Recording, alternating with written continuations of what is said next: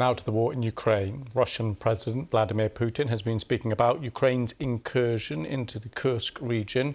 He said the incursion had failed to slow the Russian advance into Donbass and that Ukraine's goal was to make Russia transfer troops from one area to another and stop offensive in the eastern Ukraine, which he said hadn't worked. He's been speaking to the Eastern Economic Forum. Let's take a listen. Their aim was to make us stress, fuss, move troops from one zone to another and to stop our advance on key targets, most importantly in Donbass, which is our primary target. Did they succeed? They didn't succeed in anything. Our forces have stabilised the situation and have started squeezing them out from the border territories.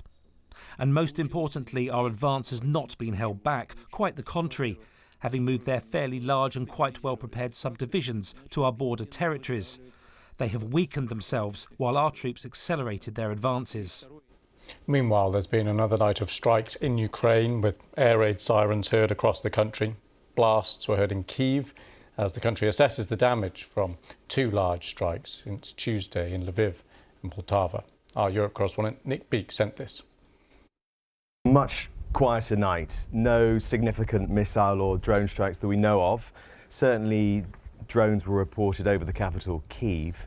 At one point, people looking at the apps they download here would have been able to see the threat to them, but certainly nothing in the way of the previous 24 hours, and specifically that attack on the city of Lviv in the west of Ukraine, really close to the Polish border, just 40 miles away, and so close to the NATO military alliance where that begins. But nonetheless, Ukraine hit, the Russians hit that particular location. This was the historic old town in the city of Lviv.